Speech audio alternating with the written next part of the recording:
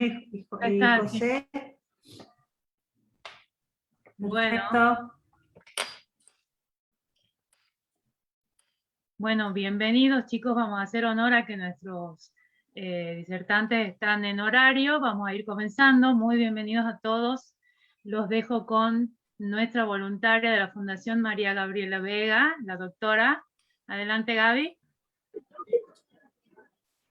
Bueno, bienvenidos a todos, agradecerles a todos la presencia y en particular a los dos invitados de lujo que tenemos hoy. Realmente para mí es un placer presentar en primer término a la doctora Silvina Martínez. Ella es una joven abogada argentina que estudió Derecho en la Universidad de Buenos Aires, se especializó en Derecho Empresarial, Mediación Empresarial y tiene una diplomatura en Compliance. Es miembro del estudio jurídico y consultoría SAM y Asociados. Trabajó en la Inspección General de Justicia, donde se desempeñó como asesora del Inspector General y en diferentes oficinas de este organismo. En el año 2010 fue designada directora del Registro Nacional de Sociedades de la IGJ, cargo que cumplió hasta el año 2012, cuando denuncia una maniobra por encubrir, maniobras que encubrían a Amado Boudou, en el escándalo que todos conocemos como Chicone. Es autora de numerosos artículos especializados en el tema, docente en cursos de extensión universitaria en la Facultad de Derecho de la UBA, fue asesora de Margarita Stolbizer y abogada en causas donde se investigan delitos ligados a la corrupción. Fue vicepresidenta de la ONG Juntos por el Trabajo en Libertad, y es fundadora y vicepresidenta de la ONG Bajo la Lupa. Es una ONG que tiene entre sus objetivos promover una cultura de transparencia y participación ciudadana para reconstruir la confianza social en las instituciones públicas y privadas, y que incentiva la transparencia, el control público y social y la rendición de cuentas de la gestión. Actualmente es panelista junto a prestigiosos periodistas de la talla de Pablo Rossi, Eduardo Feynman y Luis Majul, en programas de opinión política en el canal Nación Más. De hecho, hoy de acá se va para uno de esos programas. Y voy a agregar algo personal. La verdad que es una persona de una gran humildad, que se toma el tiempo para contestar a quien solicita su ayuda de una manera muy desinteresada, lo digo por experiencia personal. Una mujer realmente que lidera la justicia que nosotros necesitamos acá en la Argentina. Así que, en primer lugar, bueno, darle la bienvenida.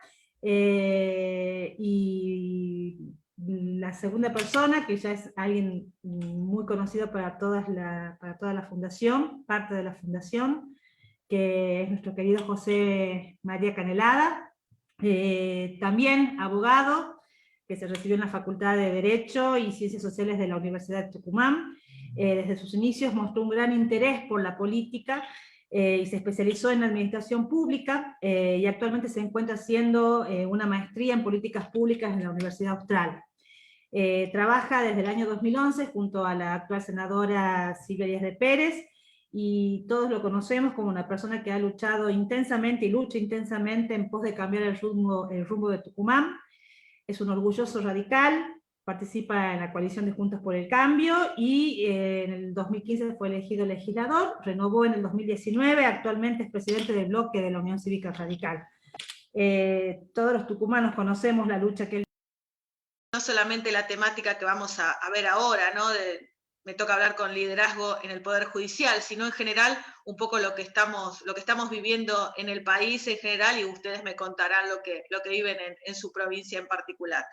A ver, mira, yo hace unos años era más joven y quise ver también de qué manera podía cambiar un poco la realidad en la que estábamos viviendo, ¿no? Siempre me interesó, obviamente, las leyes, por eso estudié abogacía, pero cambiar un poco más, ¿no? Lo que tenía que ver con lo que veía que no me gustaba. Y después que me despidieron de la IGJ, como bien vos comentabas, por tratar de hacer las cosas mejor en un contexto donde era muy difícil, dije, bueno, ¿de qué manera puedo reinventarme? ¿De qué manera? A ver, me había quedado sin trabajo, en una situación muy difícil para conseguir un nuevo empleo, porque era un momento muy difícil donde, bueno, la cámpora en general y algunos del gobierno del mismo color político que tenemos hoy, te perseguían y era muy difícil que una empresa o un privada te volviera a contratar. En ese marco decidí anotarme en la escuela judicial del Consejo de la Magistratura, ¿no? Un poco para entender desde adentro cómo funcionaba el Poder Judicial y de qué manera se podía cambiar muchas cosas del Poder Judicial. Lamentablemente a lo largo de estos años he visto diferentes proyectos de ley para modificar lo que tiene que ver con el Poder Judicial, pero nunca estos proyectos toman en cuenta realmente ni lo que necesita los que están adentro del Poder Judicial, ni lo que necesita la gente del Poder Judicial, ¿no? Entonces son proyectos de ley que lo que buscan es generar cargos para los amigos o para otros miembros de la oposición o supuesta oposición que se venden para poder ocupar estos cargos públicos. Y por otro lado, lo que se busca es, en grandes aspectos, dominar al Poder Judicial, dominar a los jueces, tener un sistema que en lugar de preservar la independencia, trate de, bueno, cerrarlos cada vez más para poder dominarlos y básicamente que no se investiguen los delitos que puedan cometer mientras están en su cargo los miembros del poder político.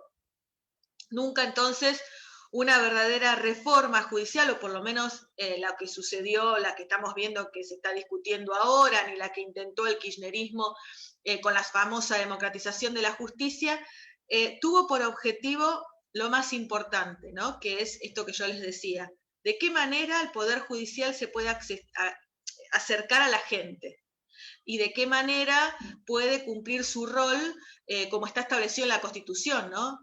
Afianzar la justicia, de qué manera todo ciudadano puede acceder a la justicia. En el marco de esta escuela judicial que yo les mencionaba que pude cursar ya 2014, 2015, me acuerdo que tenía una materia que me enseñaban, me resultó muy interesante esta escuela porque era la forma que preparaban a los jueces, ¿no?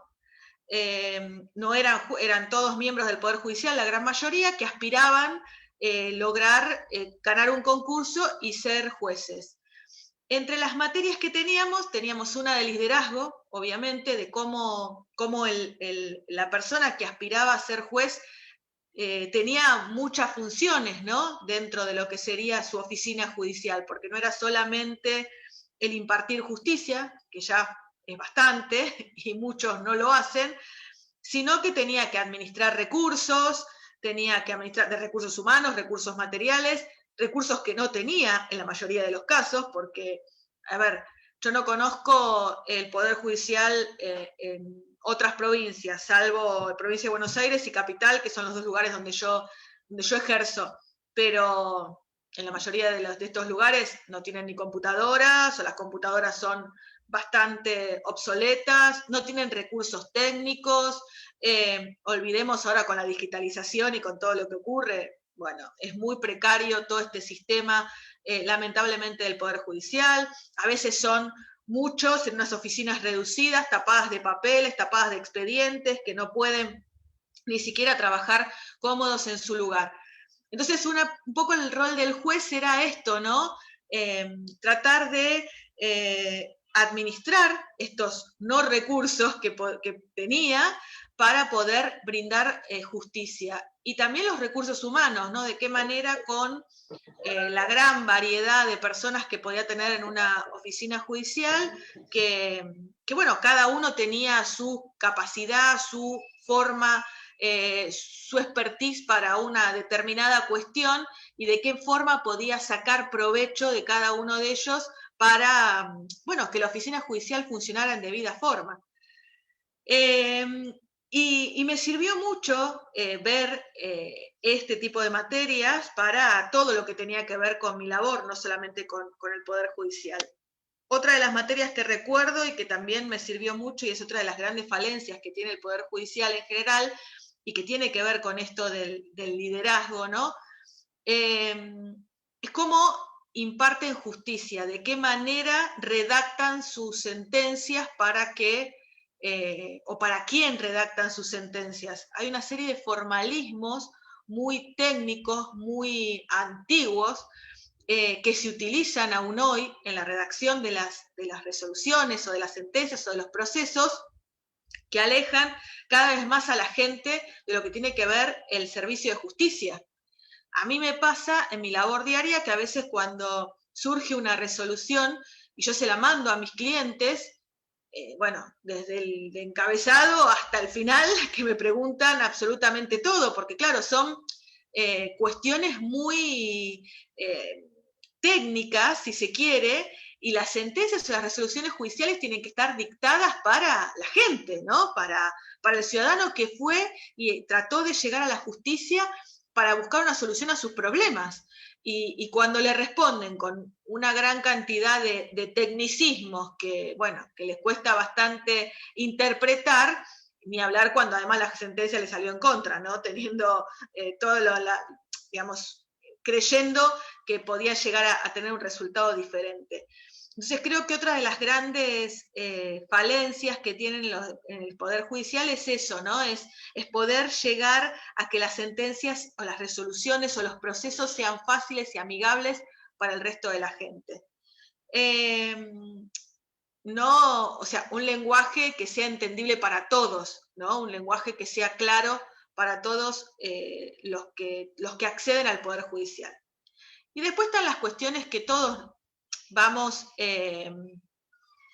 reclamando en general del Poder Judicial, ¿no? Independencia, fundamental la independencia, que no se deje presionar ni por los poderes políticos ni los poderes económicos. Es muy difícil en la realidad que tenemos, ya sea cómo se designan los jueces, cómo se sancionan los jueces.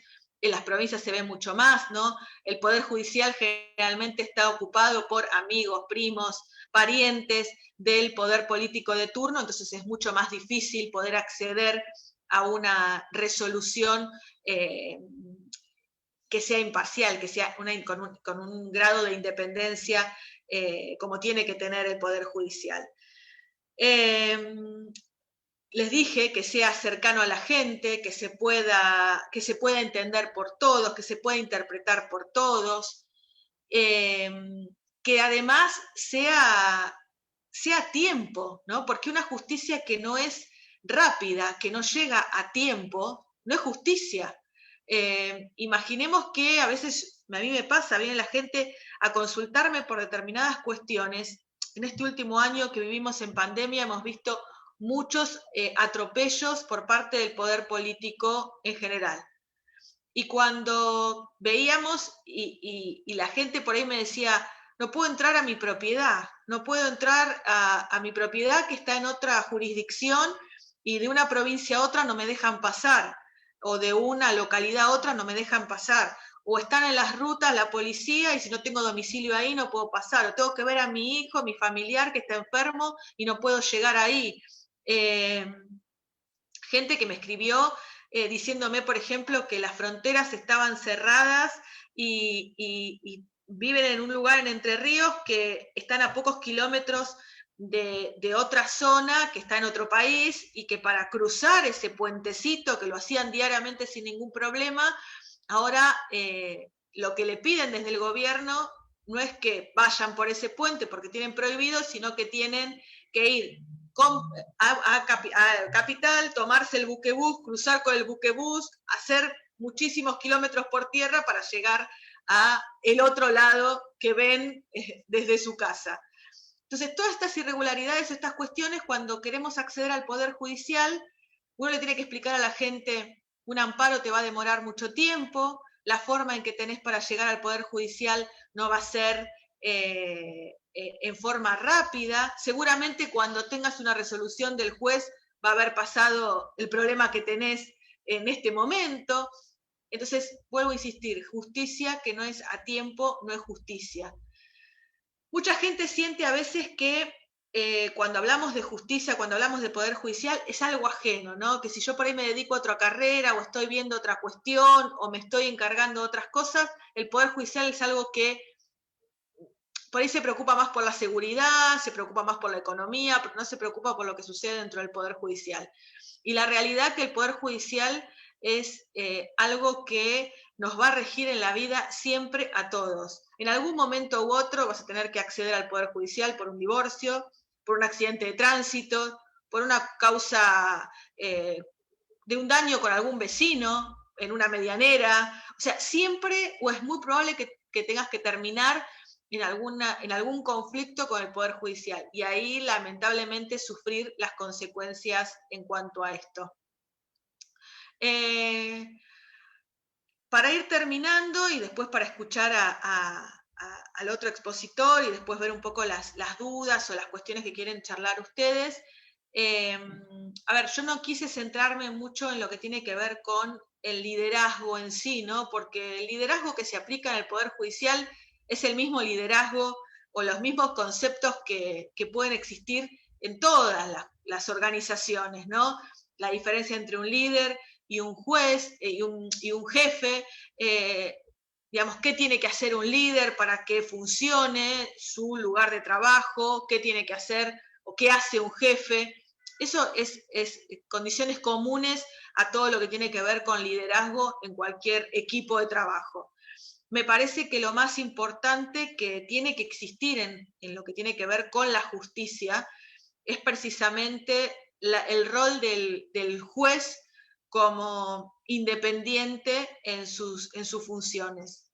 Y además, el sistema de premios y castigos, que creo que no existe. Hoy es lo mismo una oficina judicial que funciona a término, que entrega o que no tiene atrasos en sus resoluciones, que brinda una buena atención al público, que una oficina judicial cuyo jefe no va nunca, las resoluciones las termina haciendo un auxiliar dentro del Poder Judicial, no se atiende al público y no hay efectivamente este sistema que tendría que funcionar. Hoy no existe este sistema de premios y castigos. Me preguntan cómo podría mejorar este sistema de premios y castigos. Bueno, a ver, dentro de la oficina judicial, el líder es el que tendría que poder implementarlo. Ahora, en todo el Poder Judicial, que esto que yo les mencionaba, es un poco más difícil. Y acá es como funciona, lamentablemente, todo el sistema, que está bastante corrompido. Un juez es sancionado a nivel federal, por ejemplo, en el Consejo de la Magistratura.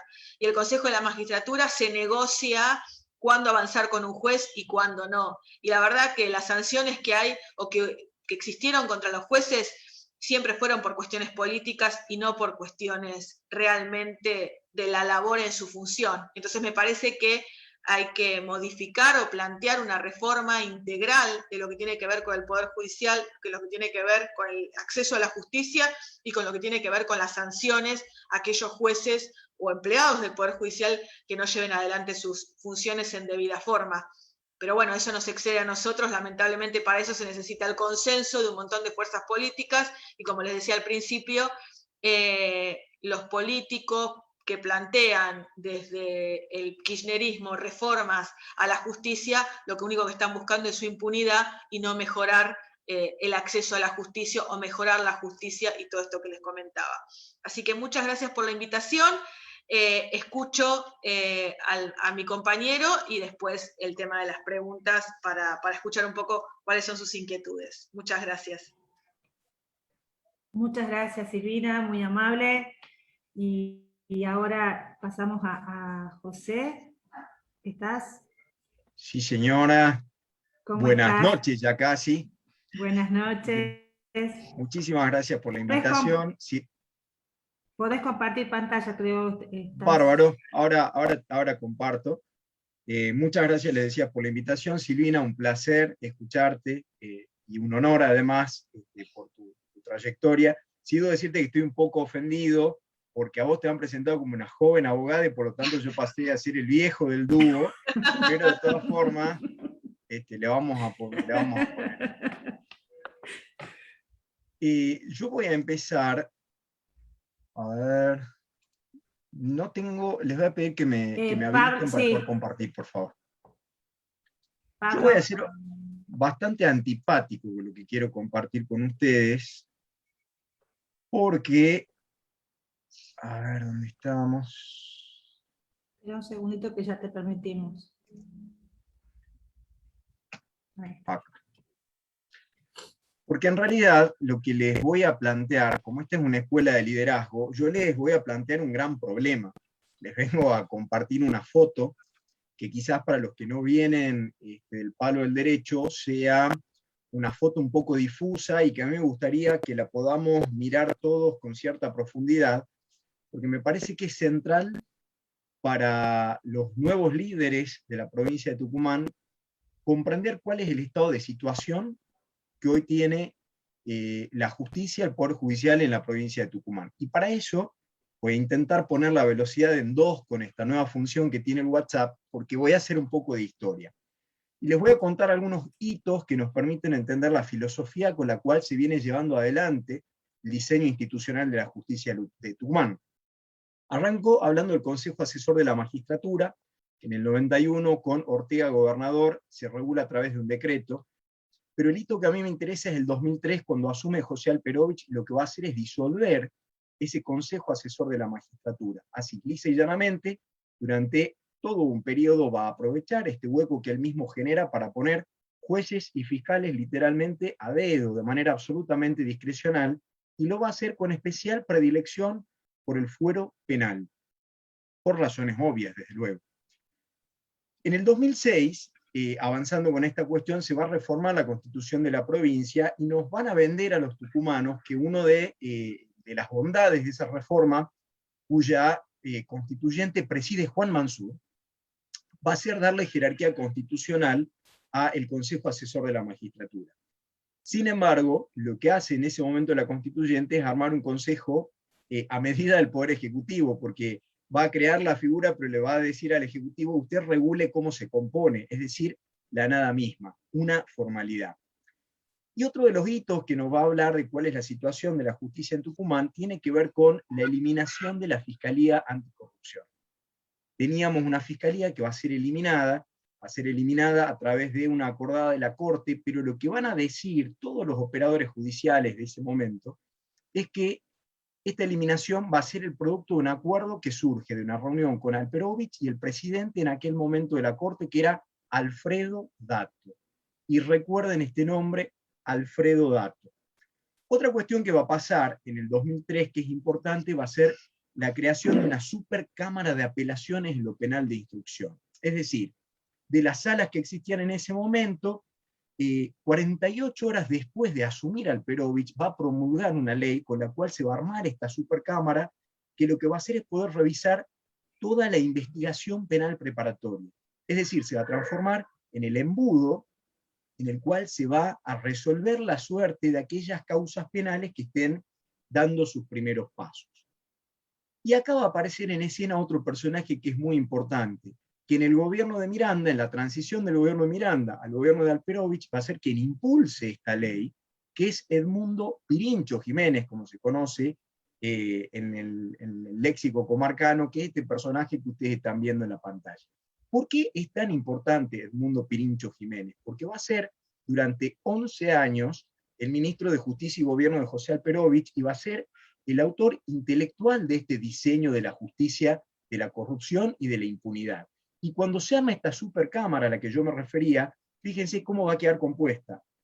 Una de las juezas va a ser Elba Muñeca Jiménez, la hermana de Edmundo Pirincho Jiménez, y vayan recordando los nombres, Eudoro Albo, amigo del poder en Tucumán, y con vínculos con el poder, y la doctora Liliana Vitar. Y también les pido que recuerden entonces este nombre, porque van a ser los 3 dueños de la justicia penal en Tucumán. Siguiendo en el plano de las reformas, vamos a tener otro hito importante ya con Mansur siendo gobernador de la provincia, que va a ser la reforma del Código Procesal Penal. Ahí a mí ya me toca intervenir como legislador. Y hemos esperado con ansias y hemos participado del proceso porque esta reforma significaba un cambio de paradigma, un código más moderno, con un sistema adversarial que venía con oralidad, que venía con transparencia, que venía con cercanía a las partes. Sin embargo, ¿qué cosas no nos cuentan cuando empiezan a venderle el paquete de la reforma al Código Procesal Penal a los tucumanos? Primero, sabíamos que había que dividir el Ministerio Público Fiscal con el Ministerio de la Defensa. Y acá hago un paréntesis. ¿Se acuerdan de Edmundo Pirincho Jiménez, que hace un rato les decía, ministro de Justicia y Gobierno, que había sido durante 11 años funcionario de Alperovich? Cuando se va a cumplir el año 12, se va del gobierno, pero porque se va como ministro público fiscal. Es decir, en nuestro sistema hasta ese momento, el jefe de los fiscales y de los defensores. Dividido con el nuevo Código Procesal Penal, el Ministerio Público Fiscal por un lado y la defensa por el otro, Edmundo Pirincho Jiménez va a quedar como jefe de los fiscales, pero ¿quién va a asumir como jefe de los defensores? El doctor Washington Navarro Dávila. ¿Se acuerdan que yo les había dicho, Liliana Vitar, una de las juezas de la Supercámara? Bien, este señor es el esposo. Y ustedes dirán, bueno, quizás el doctor Navarro Dávila lo que pasa es que es una brillantemente el derecho. No, es un abogado que llega a ser abogado con 31 aplazos, que no tiene ningún mérito académico, que llega arañando con la nota literalmente para recibirse, pero que llega porque es amigo del poder. Y en el Código Procesal Penal nuevo además vamos a tener un sistema de fueros que es absolutamente desmesurado, que va a alcanzar funcionarios de rangos absurdos, pero que además va a generar algo que es inédito. Porque los fueros son de opinión en su origen, pensado para que puedan los parlamentarios opinar libremente, de arresto, pero en Tucumán existe algo que es inédito, que es el fuero de proceso, es decir, un sistema de tantos obstáculos para poder investigar a un funcionario público que es imposible llevar adelante, por ejemplo, las denuncias de corrupción, cuando son obviamente los funcionarios públicos los que están de por medio. Porque además, este código va a traer una figura que es la del fiscal regional. A nosotros nos dicen que este código está inspirado en el de Santa Fe, pero en el de Santa Fe, el fiscal regional se elige por concurso público de antecedentes y oposición, dura 6 años en el cargo, no puede ser reelegido, mientras que en Tucumán, ¿saben cómo se elige el fiscal regional? Lo elige a dedo el ministro público fiscal, es decir, Edmundo Pirincho Jiménez. ¿Por qué es importante el fiscal regional? Porque es el único, además, que va a poder investigar cuando el denunciado sea un funcionario con fuero. Vayan entonces pensando todo este engranaje que Silvina decía, la justicia de los amigos, de los parientes. Bueno, en Tucumán el ejemplo es patente. Y en este proceso, en este andar de seguir nombrando a los familiares, vamos a ver ejemplos paradigmáticos como el caso de Facundo Maggio. Facundo Maggio está casado con Eloísa Rodríguez Campos. Eloísa Rodríguez Campos es la hija de Elba Muñeca Jiménez, aquella jueza de la Supercámara, hermana de Pirincho. Pero ¿qué cargo tiene Eloísa? Es la coordinadora del Ministerio Público Fiscal, que en nuestro diseño institucional puede hacer todo aquello que le delega el Ministro Público Fiscal. Es decir, tiene un poder inmenso dentro del Ministerio Público Fiscal. Y acuérdense de estos nombres, porque lo que vamos a ver es que Eloísa es la hermana de Eleonora, que vamos a ver es la última vocal de corte que ha designado este gobierno, porque en Tucumán, en la justicia, todo queda en familia. Pero ¿quién es Facundo Maggio? Facundo Maggio es un personaje oscuro que, además de ser el sobrino político de Edmundo Pirincho Jiménez, participó como abogado defensor en causas que hicieron que lo cuestionaran los organismos de derechos humanos. Mansur frena la designación en el 17, en el 18 junta valor de nuevo, y lo termina designando en un juzgado que durante 8 meses queda acéfalo. ¿Y por qué no quería Mansur que cualquier juez llegara a ese juzgado? Porque Maggio va a llegar para cerrar una causa, una denuncia que tenía el propio Mansur, que venía a ser presidente de la legislatura, porque en la legislatura se perdieron 615 millones de pesos durante el último año en el que Mansur está como vicegobernador al frente de esa legislatura, y ese juicio es uno de los juicios paradigmáticos que va a cerrar Maggio, además de ser el que va a recibir la causa por abuso sexual en la que está denunciado el senador José Alperovich, manejando Maggio los tiempos, piloteándolo, en fin, actuando como actúan estos funcionarios que, lejos de velar por los derechos de los ciudadanos y la República, lo que vienen a hacer es cuidar al poder. Y va a aparecer otro juez que me parece emblemático y por eso lo quería nombrar, que es el juez Acosta. Este juez Acosta no era al fuero penal, sino al contencioso administrativo. Venía de ser el subinterventor del subsidio de salud. Un hombre del riñón de Juan Mansur. No olvidemos que Juan Mansur había sido también ministro de Salud de la provincia de Tucumán. Este juez Acosta, ¿qué cosas va a hacer, por ejemplo? Va a ser el que va a declarar en tiempo express, va a declarar inconstitucional la norma de la Constitución provincial que fijaba plazos para el llamado de elecciones y que en síntesis le va a dar a Mansur la posibilidad de adelantar las elecciones cuando estaba muy preocupado por los resultados de la elección del 19 y finalmente van a manipular los tiempos de la elección en la que, insisto, Mansur peleaba por su propia reelección. Para terminar de comprender entonces la situación, ustedes saben que en nuestra organización, quien está en la cúspide de esta pirámide de organización del Poder Judicial es la Corte. A mí me gustaría hacer un rapidísimo repaso para que nosotros podamos pensar juntos y recordar quiénes son los miembros de la Corte Suprema de Justicia de Tucumán. En el año 2007, de los actuales, por supuesto, vocales, es nombrado Antonio Estofán. Antonio Estofán venía de ser fiscal de Estado durante el gobierno de Alperovich. Venía de la militancia del PJ, tenía una cercanía de amistad con José Alperovich, y viene a llenar la vacancia que deja Alfredo Dato. ¿Se acuerdan que yo dije Alfredo Dato apenas empecé a hablar? Alfredo Dato era el presidente de la Corte, que en una reunión con Alperovich decide eliminar la Fiscalía Anticorrupción. ¿Y por qué se va Alfredo Dato? Porque me parece que, y perdón por el juego de palabras, pero este termina siendo el dato relevante de Alfredo, se va para ser candidato a diputado por el PJ.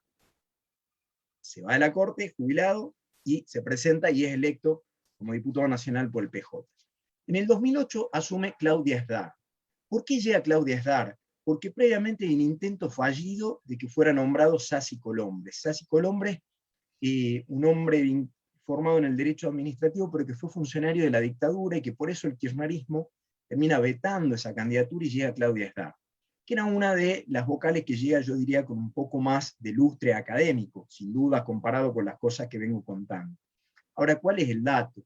Que en el 2012 su hijo es nombrado secretario privado de Alperovich, luego va a ser el director de Canal 10, luego va a ser el secretario general de la Gobernación, y nuevamente la Corte va a quedar con vasos comunicantes políticos vergonzantes que van a poner, sin duda, en jaque cualquier atisbo de independencia, que es una condición indispensable, por supuesto, para que el sistema de justicia funcione en el sistema republicano de gobierno. En el 2011, el otro vocal que va a ser nombrado por Alperovich va a ser Daniel Pose. ¿Quién es Daniel Pose? Un militante histórico del PJ, además muy amigo de la familia Alperovich, especialmente de la esposa de José Alperovich, y venía de ser secretario de Gobierno y Justicia, secretario de Innovación y Desarrollo Tecnológico, secretario de Derechos Humanos, defensor del pueblo, candidato a intendente, yerba buena por el PJ. Pero, ¿qué es lo llamativo, además, digamos, de toda esta cuestión como absolutamente descarada del poder político en Tucumán? En el mismo año, su hermano, Jorge Pose Ponesa, va a ser designado como fiscal de Estado. Fiscal de Estado, que no lo he aclarado para quienes no vienen del derecho, es como el abogado de la provincia, es un hombre de absoluta confianza del gobernador. En el 2019, y este nombre seguramente ya nos va a resultar absolutamente familiar a todos, se designa como vocal de corte a Daniel Leiva. ¿Quién es Daniel Leiva? Daniel Leiva venía de ser fiscal de Estado, pero fue un hombre que siempre estuvo en cargos vinculados a la política, absolutamente cercano al vicegobernador. Si el vicegobernador en su momento fue intendente en Trancas, este señor era funcionario en Trancas. Cuando se va al Ministerio del Interior, este señor va al Ministerio del Interior. Y ustedes nuevamente dirán, pero qué mal pensado que es entonces José María, porque seguramente este sí es un brillante hombre de la academia. No, el vocal de corte Leiva tiene promedio a plazo en su carrera. Fue absolutamente cuestionado su pliego, pero bueno, el oficialismo tiene una mayoría hegemónica en Tucumán y fue nombrado. Y yo les decía, este nombre nos resulta seguramente familiar y conocido a todos. ¿Por qué? Porque este es el vocal que fue grabado por un juez, por un camarista, que lo graba cuando este vocal se sienta para pedirle que actuara en un sentido determinado en la causa en la que está denunciado Bussi. Y es este vocal, no son mis palabras, son palabras del camarista que lo denuncia, surge de la grabación. Este vocal le dice, Manejar la intensidad de la causa, porque vos sabés que Bussi es funcional a nosotros, refiriéndose al PJ tucumano. Síntesis de la causa, esto no sé, Silvina, si vos lo conocés, pero en los audios se lo escucha el vocal intentando incidir en el proceder de un camarista respecto a esta causa, pero finalmente el destituido fue el camarista que hace la denuncia y el vocal sigue, por supuesto, sentado en su sillón impartiendo justicia. Y por último, porque para la familia Jiménez hubiera sido una ofensa espantosa no tener un vocal de corte, en el 19, Eleonora Rodríguez Campos, que durante unos meses lo había reemplazado a Leiva en el cargo que él había dejado vacante como fiscal de Estado, asume como vocal de corte. Recordemos entonces que Eleonora es la sobrina de Edmundo Pirincho Jiménez, porque es la hija de Elba Jiménez, muñeca, aquella que estaba en la Supercámara, entonces decimos que es la cuñada de Maggio, que es el que cierra las causas de corrupción del oficialismo tucumano. Ni siquiera cumplía los años de antigüedad la doctora Rodríguez Campos, nosotros impugnamos eso en su momento, pero bueno, entre la justicia cooptada y la mayoría hegemónica en la legislatura, por supuesto que esto no prosperó. Nota de color, la doctora Rodríguez Campos negó, en una entrevista que le hicieron en La Gaceta, que es el diario principal de Tucumán, negó ser afiliada al Partido Justicialista, salió la nota y el día después salió publicada, porque es muy fácil acceder a eso, salió publicado que efectivamente era afiliada al PJ y ni siquiera se había tomado el trabajo de desafiliarse antes de asumir como vocal de corte. Yo les decía, y cierro, que iba a ser antipático, porque les iba a presentar en realidad una radiografía que muestra una justicia que está en estado de coma. Porque es central comprender que acá el liderazgo, si bien nos han invitado a hablar del liderazgo en la justicia, debe ser un liderazgo ciudadano. Como en Tucumán, la baja calidad democrática, la baja calidad institucional, la forma en la que se ha corrompido el sistema electoral, en la que se ha cooptado el poder judicial, las distintas mecanismos que se han ido usando para tergiversar la representación popular, en fin, el estado de situación es tan dramático que liderar es casi, diría yo, una suerte de imposición moral, no es una elección. Hay un ejercicio de ciudadanía que en Tucumán debe dar un salto que es fundamental. Silvina decía, cualquiera de nosotros puede estar ante la justicia, que a veces nos parece una cuestión lejana. Yo traigo un solo ejemplo y cierro. Paulina Levos.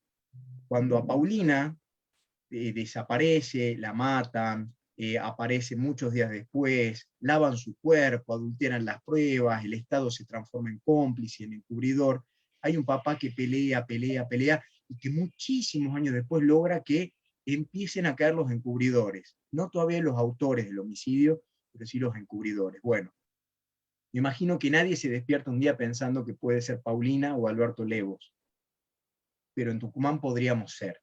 Entonces de esto se trata el liderazgo que se debe tener en la defensa de la justicia.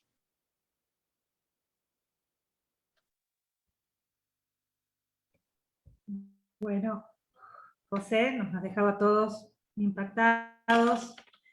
Los que somos tucumanos sabemos, conocemos un poco de toda esta triste realidad, pero escucharla tan claramente creo que nos sigue impactando y nos sigue doliendo. Bueno, acá los chicos van haciendo preguntas. Le voy a dar el micrófono primero a Mariano Olivera, que tiene una pregunta para Silvina y una pregunta para Jota. Mariano, ¿te querés desmutear? Sí, bueno, buenas tardes. Muchísimas gracias a la señorita Martínez y al señor legislador Calelada por estar presentes nuevamente con nosotros. Y la primera pregunta va dirigida a la señora Martínez, que tiene que ver con la experiencia en el Poder Judicial que tiene. Si desde su lugar ha tenido la posibilidad o cree de que existe un poder militante o un poder adicto al poder. Y en caso de que esto sea afirmativo, no considera de que los niveles de sueldo o el nivel de vida que posee un funcionario del Poder Judicial, más que desincentivarlo a tomar la corrupción o a tomar agasajos mal habidos por parte de otros poderes, lo incentiva a tratar de mantener esa posición haciéndose amigo del poder, pues tiene varios privilegios como no pagar impuestos a las ganancias, estar exento de varios temas judiciales, ser una figura protegida dentro del marco institucional. Esa sería la primera pregunta. Después, si me permiten, le hago la otra al señor Canelada. Gracias. Bueno, gracias. A ver, sí, efectivamente. Mirá, lo que sucede, por lo menos en el Poder Judicial que yo conozco, no es del extremo que estaba contando recién José, pero sí se parece mucho o va en ese camino, ¿no? A ver, en la anterior gestión del kirchnerismo se han nombrado muchos militantes en diferentes cargos del Poder Judicial. Y eso es algo que no tendría que haber sucedido. Por eso digo, militantes, ¿no? Personas que estaban ocupando puestos en el Poder Ejecutivo y concursaron, entre comillas, y accedieron a un cargo de juez en lugares estratégicos. Y en esta segunda gestión vemos exactamente lo mismo. A ver, vemos cómo el juez Ramos Padilla, que estuvo en Dolores, que tuvo la causa del espionaje ilegal, que le permitió al kirchnerismo levantar la bandera del lawfare, después concursó para el cargo de el juez electoral en La Plata, entonces le posibilita en un distrito electoral muy, como es la provincia de Buenos Aires, muy codiciado para poder ganar una elección o dar vuelta una elección, tener a un juez amigo en un lugar clave. Y así tenemos jueces claves en la Cámara, en el Fuero Contencioso Administrativo, y tenemos fiscales claves tanto en el Poder Judicial que investigan delitos de corrupción como en lo que tiene que ver con el contencioso administrativo. Y también están puestos en lugares claves en la justicia comercial, cuando son las empresas las que tienen que ir a litigar en determinados lugares y les interesa por algún motivo ir para un lado o para el otro. Entonces a mí me gusta distinguir, ¿no?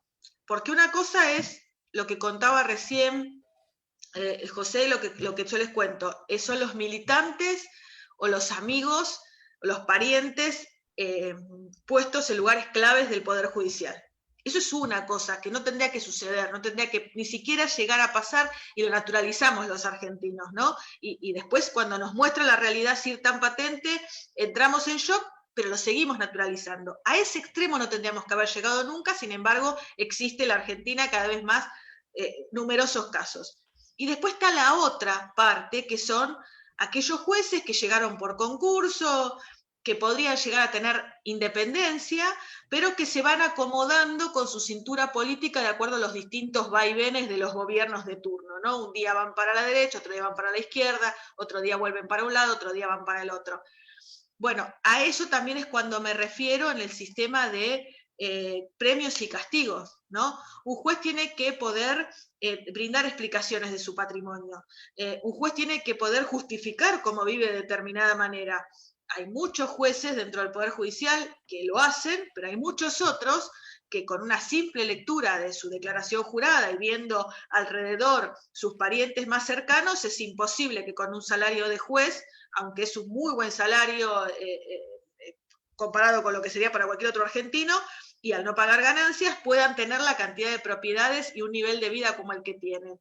Pero cuando se pone la lupa sobre esos jueces, como ha sucedido, termina siendo más codiciado la silla del juez que un castigo efectivo a ese mal desempeño. Entonces el juez ofrece renunciar a su cargo, se va con una jubilación de privilegio por la puerta principal, porque al poder político le interesa esa silla que ocupaba para poder poner otro reemplazante que le resulte amigable, y ese juez se va a su casa con su patrimonio abultado y con una linda jubilación de privilegio en su cuenta bancaria. Entonces, a eso me refiero con el sistema de premios y castigos que tendría que modificarse, es un poco más profundo para hacer.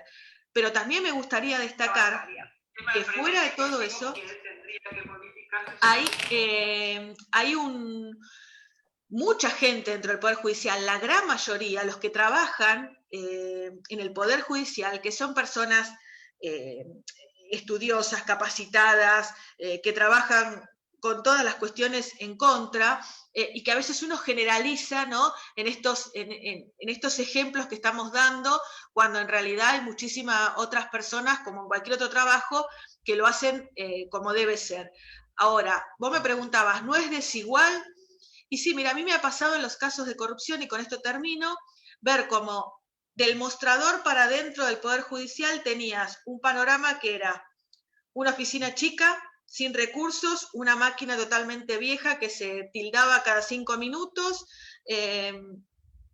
con absolutamente nada, cucarachas, ratas, etcétera, papeles que se le caían por la cabeza, y del lado de frente el funcionario acusado de hechos de corrupción estaba siendo defendido por los principales estudios de la Argentina, con todo un bufete de abogados impresionante, con todos los recursos y con todo el dinero que te puedas imaginar, que además no podía justificar.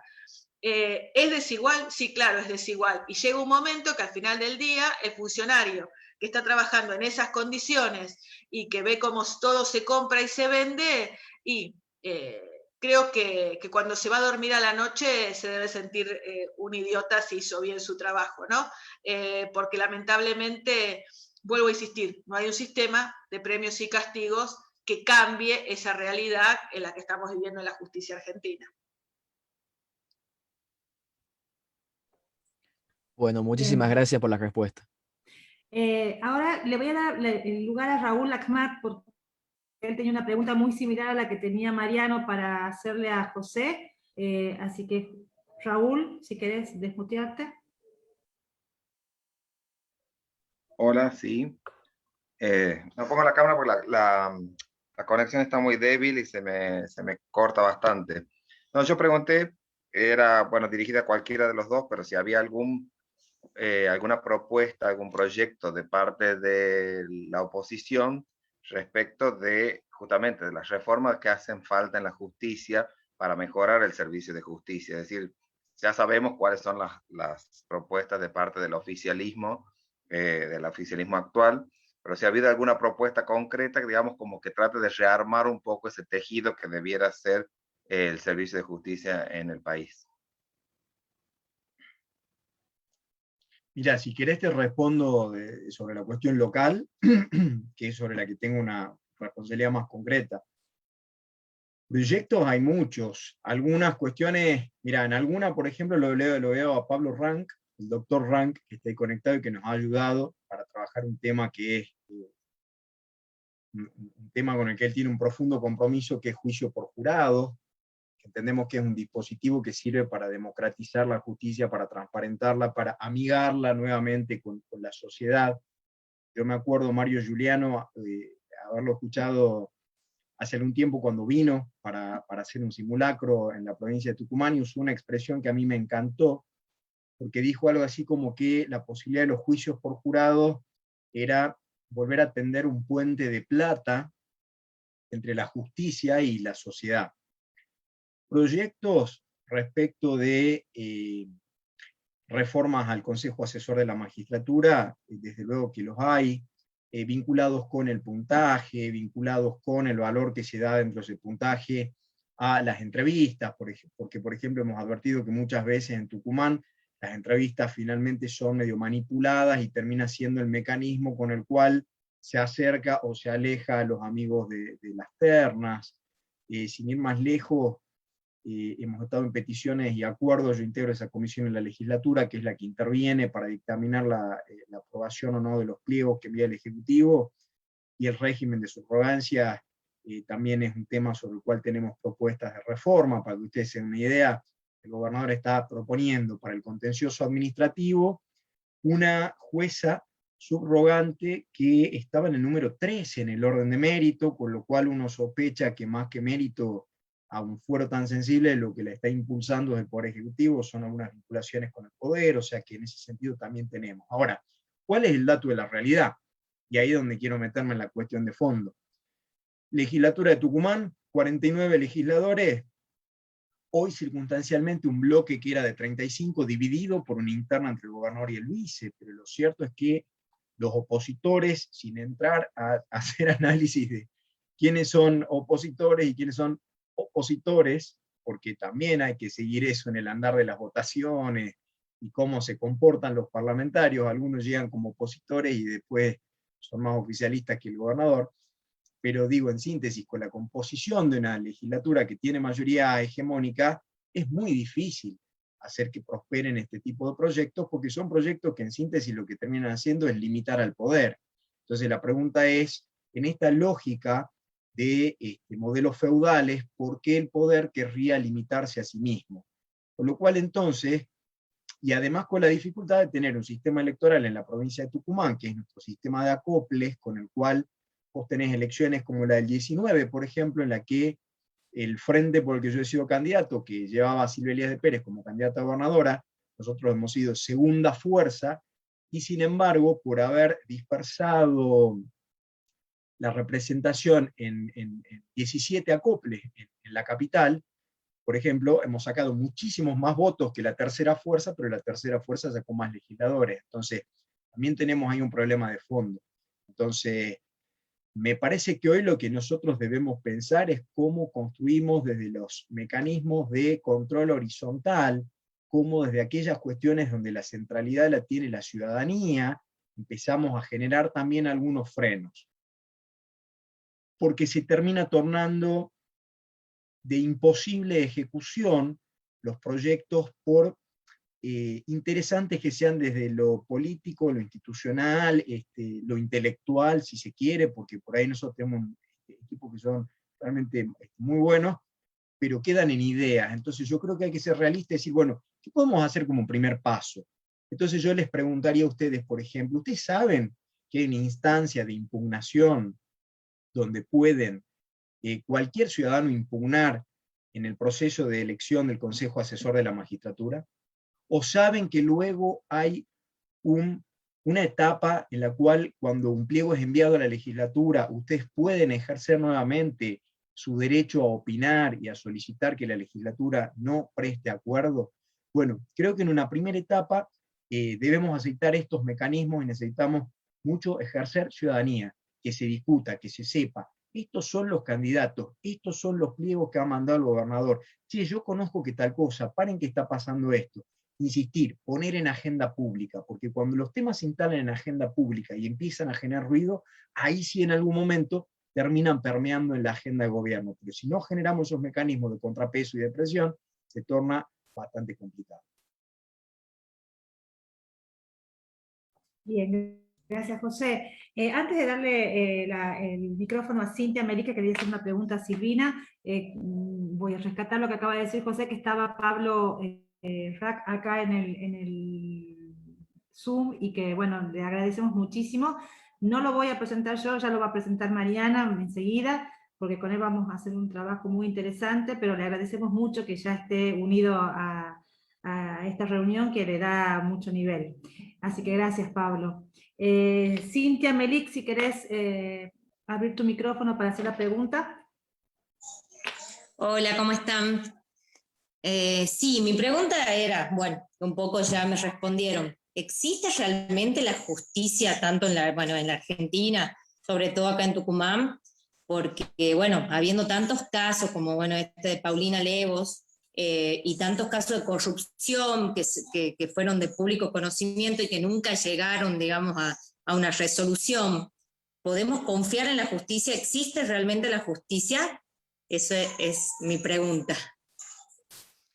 A ver, yo creo que lo que dijo José recién es la clave, ¿no? O sea, el meterse, el involucrarse, la participación ciudadana, y de qué manera esto que decía, a ver, hay pedidos de acceso a la información pública, hay mecanismos para impugnar cuando se nombra un juez, en las distintas etapas, como bien dijo José, interpelar, escribir a los legisladores de la oposición para cuando hay un determinado proyecto o alguna cuestión.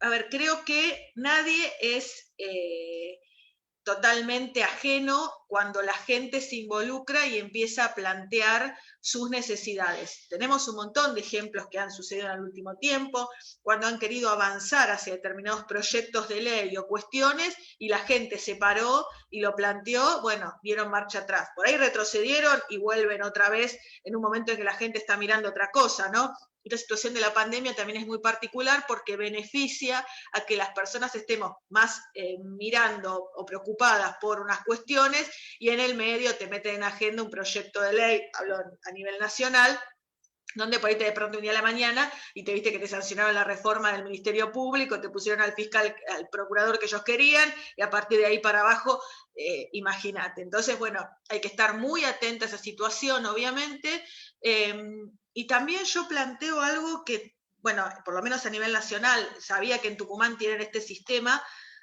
que tiene que ver, y por eso es fundamental las elecciones de medio término, en general, en cualquier sistema democrático, ¿no? O sea, y olvidemos los partidos políticos, pero en cualquier sistema democrático, cuando vos tenés un poder que está gobernando, que ganó las elecciones en un determinado lugar, y si las elecciones de medio término vos estás totalmente a favor de ese, bueno, seguí votando.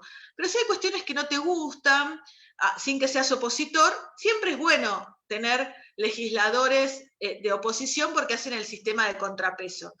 Pero mucho más cuando vos tenés un sistema como el que estamos viviendo, como el que ustedes me cuentan en Tucumán o como estamos viviendo. Las elecciones de medio término son clave, porque un diputado más, un legislador más, en un lado o en el otro, te puede marcar la diferencia, la mayoría necesaria para que esto que estamos contando ahora se profundice a tal punto que hasta se pueda reformar la Constitución, como es uno de los proyectos a nivel nacional, y poder terminar de avasallar el resto de los derechos que nos quedan. Entonces, en eso sí hay que hacer mucho hincapié. No es cuestión de la grieta, si estás sentado en un lado, si estás sentado en el otro. Creo que en una elección de medio término, donde vos tenés que entender que tu diputado, tu legislador, el senador, no va a decidir sobre tu futuro inmediato, como cuando elegís un gobernador, un intendente, pero sí va a darte el voto necesario para que vos puedas mantener cierta independencia y equidad en las decisiones que se puedan tomar. Entonces, para mí es fundamental avanzar en ese sentido. Y ahí la ciudadanía, donde tiene también un rol muy importante en sus decisiones, ¿no? Entonces creo que eso es clave, y ojalá no tengamos que encontrarnos en otra charla con un panorama mucho más angustiante del que tenemos ahora, porque las elecciones hayan sido no con este sistema de contrapesos y haya dado la mayoría al oficialismo y bueno, el panorama sea mucho más crítico. Gracias, Silvina. Gracias. Imelda Bejarano, que tenías también una pregunta. Ya vamos a hacer las últimas. Quedan preguntas, chicos, no vamos a llegar con todos por el tiempo, pero bueno, esta y una más para liberar a los disertantes. Sí, buenas noches. Imelda. Sí, ¿qué tal? Más para la doctora Martínez, era lo mío. Con respecto a la reforma del Ministerio Público Fiscal, ¿qué factibilidad cree que hay de que salga, aunque ya algo dijo recién? ¿Y qué es lo que podemos hacer los ciudadanos en concreto? O sea, ahora han ido más o menos dando algunos tips. Me parece que no sé si usted coincide, que la solución sería empoderar al ciudadano a través de organizaciones horizontales, ¿no? Como observatorios, fundaciones que participen activamente en contrarrestar el avance del kirchnerismo sobre la justicia. Sí, efectivamente. Mira, a ver, hay muchísimas organizaciones, hay muchísimas ONG. Yo tengo un observatorio también de transparencia ciudadana, que me parece que el rol de la ciudadanía en esto es fundamental. Yo después les voy a dar la dirección de mail para poder involucrarse en todo eso. Hay gente que le interesa mucho más la participación ciudadana que involucrarse en un partido político, me parece mucho también que está bueno. Entonces, bueno, si te sentís identificado con un partido, ir a ese partido que te sentís identificado, pero si no, buscar alguno de estos referentes de participación ciudadana, porque es clave en estos momentos en los cuales estamos viviendo. En cuanto a la ley del Ministerio Público, a ver, vuelvo a lo mismo. las elecciones de medio término son las que posibilitan que haya diputados, que por ahí no son tan conocidos, porque uno busca las listas de un partido o de otro, pero son estos diputados que se presentan en unas elecciones como opositores, pero una vez que ganan no son opositores, terminan votando con el oficialismo. Por eso cuando está tan dividido el tema como actualmente, y por ahí aunque a las personas no les resulten del todo simpático determinados candidatos o determinadas cuestiones que pasó en una agrupación, y por ahí quiera elegir una tercera opción, una tercera vía, hay que tener mucho cuidado en ese sentido, porque a veces esta tercera vía termina siendo en realidad la misma vía que uno no quiso votar y que forma parte del oficialismo, porque lamentablemente estos candidatos, estos diputados o senadores o legisladores después venden su voto al mejor postor, y bueno, lo que pasa con lo del Ministerio Público es así. No tenía los votos necesarios porque se había difundido en Participación Ciudadana los nombres de los diputados que eran claves para la elección o estaban en duda. Frente a esta situación, bueno, se dio marcha atrás.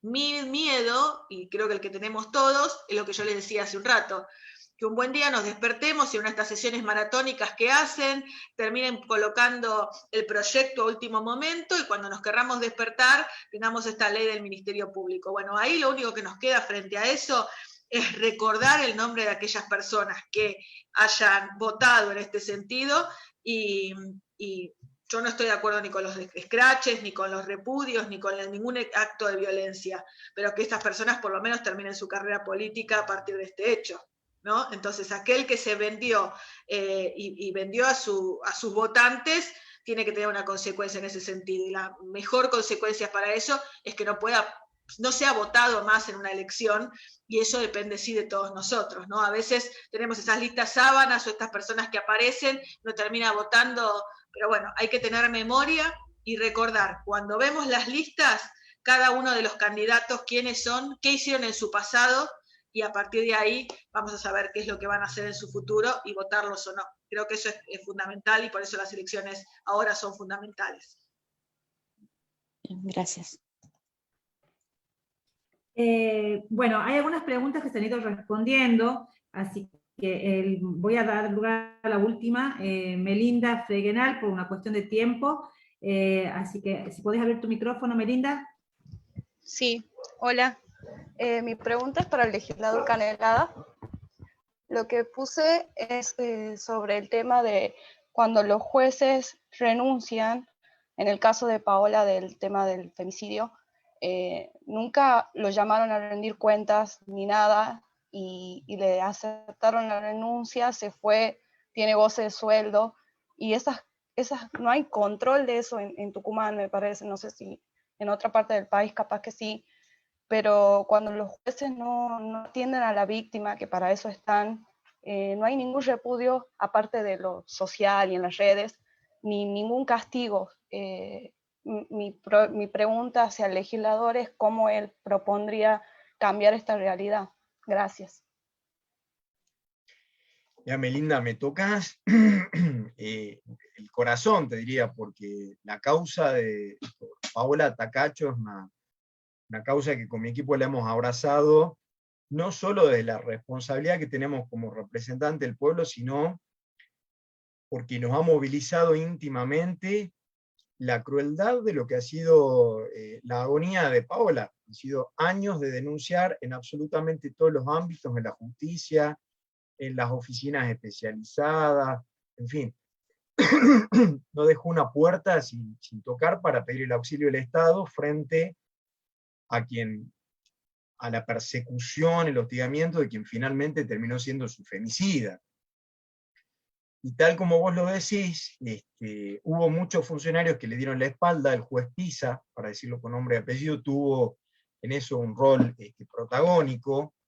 Y yo te diría que con Pisa, a quien he sido quien presenta el primer pedido de destitución de este juez, con Pisa lo que ha pasado ha sido doblemente grave. ¿Por qué? Primero, porque la legislación lo que prevé es que hasta antes de... Hago un repasito así muy sencillo, pero se presenta el pedido de constitución del jury de enjuiciamiento. La Comisión de Juicio Político recibe. Tiene dos opciones, o archiva o corre traslado. En nuestro caso, le corrió traslado y le dijo al juez, mire, esto dicen en las denuncias contra usted, ejerza su derecho a la defensa. Tiene 14 días hábiles el juez, o sea que ahí ya pasa un montón, además nos enganchó el receso, en fin, muchísimo tiempo. Responde el juez, ejerce su derecho a la defensa, y la comisión tiene un montón de días más, que eran algo así como 2 meses entre una cosa y otra, para decidir si lo acusa o no lo acusa. Mientras la comisión no ha decidido acusar, o cuando está en el proceso dentro del plazo que tiene para decidir si lo acusa o no, este juez ya había presentado una renuncia condicionada a obtener el beneficio jubilatorio. Por eso lanzamos un petitorio, y fíjate el peso que ahí tiene el ejercicio de ciudadanía al que nos referíamos con Silvina. Lanzamos un petitorio en change.org, y más de 50.000 tucumanos le piden al gobernador que no acepte la renuncia del juez Pisa. ¿Cómo habrá pesado que esto cobró volumen, se instaló, se constituyó en un tema de agenda, que el gobernador lo fue estirando, el último día, cuando faltaban horas para que la comisión tenga que resolver, finalmente informa el gobernador a la legislatura que había aceptado la renuncia condicionada? Y acá se vuelve a abrir otro tema que me parece importante explicar. El artículo 30 de la ley prevé 2 hipótesis y dice, mire, si la renuncia es una renuncia condicionada, se suspende el proceso durante 60 días. Si es una renuncia lisa y llana, se clausura el proceso. ¿Qué pasó en la legislatura de Tucumán? La renuncia que habían aceptado era condicionada, y sin embargo, la Comisión de Juicio Político aplicó la consecuencia jurídica que estaba prevista para la renuncia lisa y llana, es decir, ante una situación, la comisión aplica la consecuencia jurídica prevista para otra situación, y clausura, cierra definitivamente ese proceso. Nunca nos notifican la resolución, y pasan 60 días y Pisa sigue siendo juez, y sigue dictando sentencias, y de pronto, cuando yo pido que sigan avanzando los plazos, que se retome el procedimiento, que acuse la comisión, me dicen, no, mire, pero sí está clausurado. Claro, pero está mal clausurado. Usted lo que ha hecho no se corresponde, no aplicó la norma de la forma en la que está expresada con absoluta claridad. Entonces estamos ahí entrampados, yo con vocación de llevar esto, de judicializarlo, pero vos me dirás, Melinda, sí, bueno, pero vamos a esa justicia que vos estabas describiendo hace un rato, que es un desastre, porque están los primos, los amigos, y sí, a esa justicia, poniendo en evidencia a todos los que haya que poner en evidencia, poniendo el tema en debate, exponiéndolos, mostrándolos. ¿Hay en simultáneo proyectos que hemos presentado para modificar algunas cuestiones del procedimiento de juicio político? Sí, los hay. Con la misma mayoría hegemónica, que también hay que decir quién es Pisa. Pisa es un juez que en ese proceso que yo les decía, Alperovich desarma el Consejo Asesor de la Magistratura, es designado por la ventana, no concursa. Y es el juez que cierra la causa en la que la esposa de Alperovich es denunciada por un hecho de corrupción. Y luego cierra la causa en la cual el hoy diputado Pablo Yedlin, cuando era ministro, arma una fundación trucha, cobra cursos al Estado que nunca se dictan, y quien cierra la causa es el juez Pisa. Y así la lista es eterna. Entonces, Pisa no sigue siendo juez porque las leyes están mal. Pisa sigue siendo juez y no ha sido destituido y se va a ir con una jubilación de privilegio porque el mismo poder político que él ha protegido cuando era juez, hoy le devuelve el favor. Entonces lo que estamos viendo es un fenómeno patente de corrupción, de devolución de favores, donde pareciera que no hay salida, pero sí la hay, porque vos, Melinda, decías algo. Y con esto cierro. Yo coincido con Silvina, yo no comparto los escraches, no comparto ese tipo de prácticas, pero vos decías que llegue algún tipo de sanción que no sea solamente la social. Bueno, si no llega la sanción de la justicia, que por lo menos sí llegue la social, que todo el mundo conozca la cara de Pisa, que le dé vergüenza sentarse en un bar a tomar un café. Digo, nosotros como sociedad hay algunos mecanismos que los tenemos que activar para que los funcionarios públicos se empiecen a sentir incómodos, que sepan que los estamos mirando, que sepan que no da lo mismo ser corrupto que ser honesto, que no da lo mismo ser un juez probo, honesto, empático, que ser un atorrante que se escuda detrás de sus fueros y que espera que los amigos le cuiden la espalda. También depende mucho de nosotros que no siga dando lo mismo, y por eso, y me parece que esto es lo más importante que yo quisiera dejarles, yo no quiero que se lleven solamente la foto de que estamos con una justicia en estado de coma, quiero que se lleven el desafío, quiero que se lleven la esperanza de que si nosotros empezamos a encender las luces de una provincia donde todo se ha gestionado con las luces apagadas, se les hace más difícil, que si nosotros ejercemos ciudadanía, se les hace más complicado, que si nosotros no dejamos que los temas pasen como si nada pasara, se empiezan a cuidar un poco más, y que el resto, o que no el resto, y que en realidad en síntesis, la cuestión central, el germen de todo esto, y acá vuelvo a coincidir con Silvina, es participar en el ámbito que quieran, en organizaciones de la sociedad civil, en partidos políticos, pero hay que participar, hay que ejercer ciudadanía, hay que tomar la posta y hay que liderar. Y por eso me parece tan espectacular hablar esto en el ámbito de una escuela de liderazgo, porque esta decisión ustedes ya la han tomado. Entonces ustedes nos llenan de esperanza, que significa que hay quienes están dispuestos a dar la pelea. Muchas gracias, legislador.